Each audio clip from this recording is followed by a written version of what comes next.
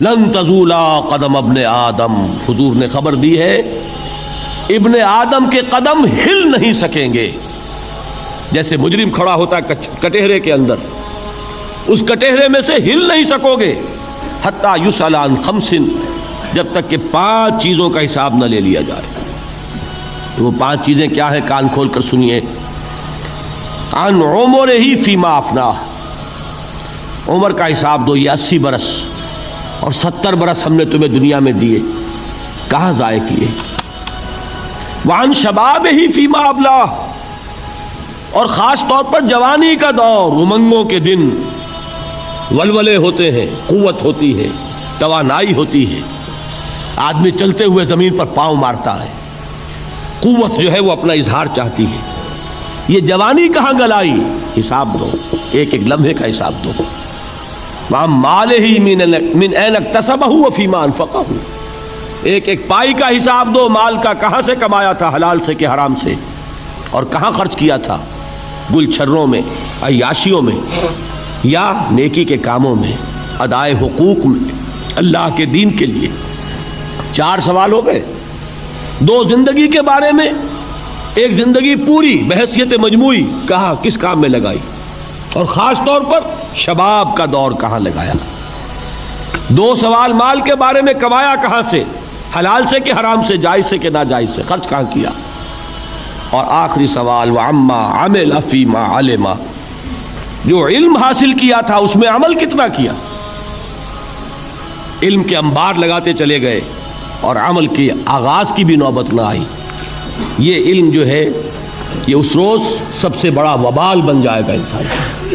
اتنا علم اور عمل کچھ نہیں، بجائے کہ کریڈٹ کا ذریعہ بنے یہ الٹا ڈیبٹ کا کھاتا بن جائے گا. یہ جواب دہی کا احساس ہے کہ جس کی وجہ سے انسان کی ٹریجڈی جو ہے وہ دوہری ہے. کوئی حیوان اتنے بوجھ تلے نہیں، مشقت کی، محنت کی، اس زندگی میں ختم ہوئے، اس کے بعد کوئی محاسبہ نہیں. اس کو بھی غالب نے خوب کہا ہے کہ اب تو گھبرا کے یہ کہتے ہیں کہ مر جائیں گے، اور مر کے بھی چین نہ پایا تو کدھر جائیں گے. یہ ہے وہ ہیومن ٹریجڈی. اب میں آپ کو توجہ دلانا چاہتا ہوں، ایک تو گوتم بدھ کا فلسفہ، اس کے فلسفے کا مین تھیم یہ ہے سروم دکھم، آل از پین، آل از سفرنگ. اور اس نے جو بھی اپنی محنت کی یہ تو اللہ ہی بہتر جانتا ہے کہ اسے بعد میں ملا کیا اور کیا نہیں ملا. ایک بات آپ سے عرض کر دوں گوتم بدھ کے بارے میں، ایک بہت جید عالم میرے نزدیک بر صغیر پاک و ہند کے علماء میں، جو اس صدی کے علماء ہیں، ان میں ان کا بہت اونچا مقام ہے، مولانا مناظر احسن گیلانی رحمۃ اللہ علیہ. گیلان قصبہ ہے ایک بہار کا، وہاں کے رہنے والے تھے. ان کی زندگی زیادہ گزری حیدرآباد دکن میں، عثمانیہ یونیورسٹی میں استاد رہے. انہوں نے گوتم بدھ کے بارے میں یہ لکھا ہے کہ میرا یہ گمان ہے کہ وہ بھی اللہ کے نبی تھے، اور اس کی دلیل دی ہے. قرآن مجید میں ایک رسول کا ذکر آتا ہے، ذوالکفل، اور یہ ذوالکفل وہ ہے جس کے بارے میں ہمیں کچھ پتہ نہیں. قرآن مجید میں بھی ایک جگہ ذکر آیا ہے. نمبر 2 یہ کہ کسی حدیث میں اس کی کوئی ہمیں وضاحت نہیں ملتی، نہ حضور سے پوچھا گیا، نہ حضور نے اس کی وضاحت فرمائی. اب یہ ذوالکفل ہے کون؟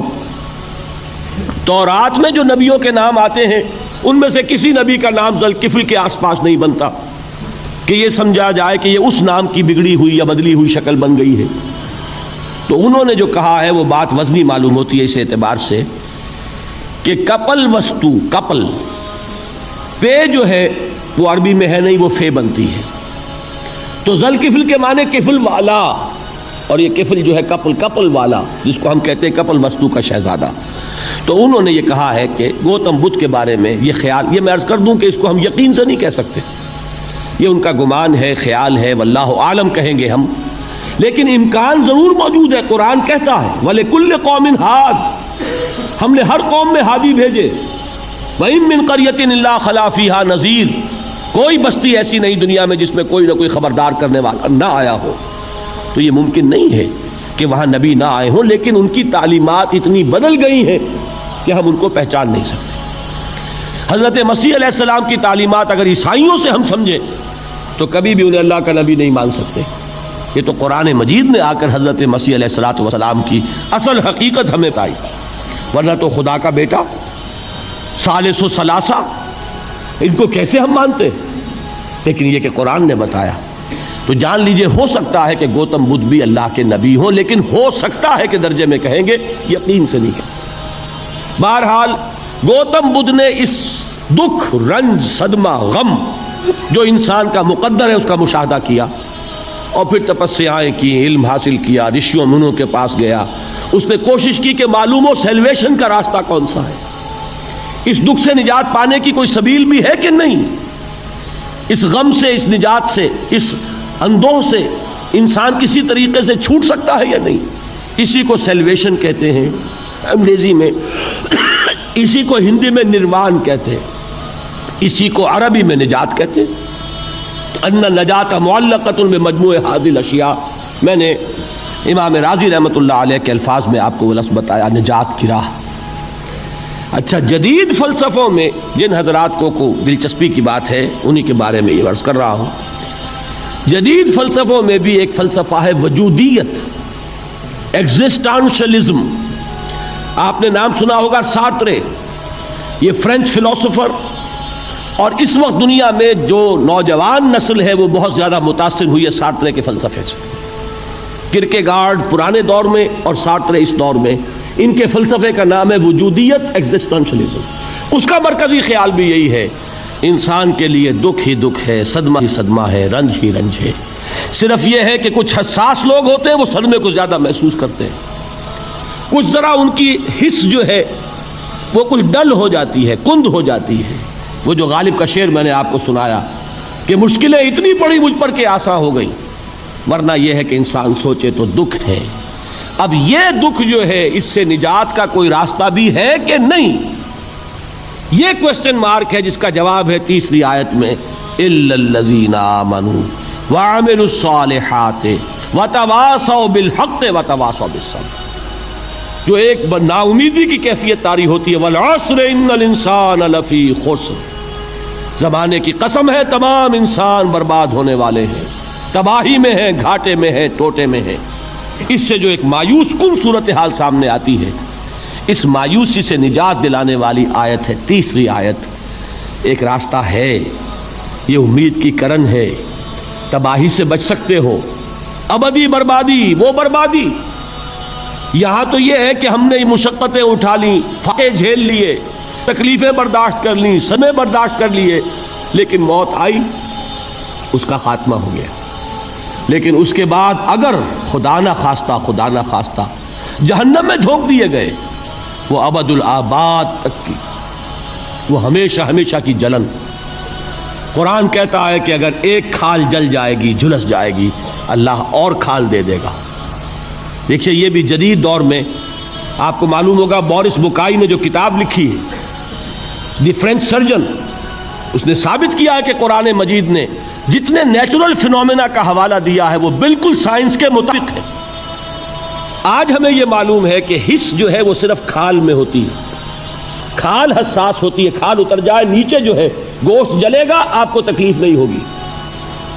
معلوم قرآن نے کہا ہے کہ جب کھالیں ان کی جھلس جائیں گی ہم نئی کھال دے دیں گے، تاکہ وہ سوزش جو ہے، وہ جلن کا احساس برقرار رہے، وہ ختم ہونے نہ پائے۔ حالانکہ اس کی ضرورت نہیں ہے، اگر اندر کا گوشت بھی حس والا ہوتا تو پھر کھال دوبارہ عطا کرنے کی ضرورت نہیں ہے، گوشت جلے گا، اس سے بھی جلن کا اور سوزش کا احساس ہو جائے گا۔ لیکن قرآن کہتا ہے کہ نہیں، کلما نضجت جلودہم بدلنا لہم جلودا غیرہا، جب ان کی کھالیں جھلس جائیں گی، جل جائیں گی، ہم ان کی کھالیں بدل دیں گے تاکہ وہ سوزش برقرار رہے۔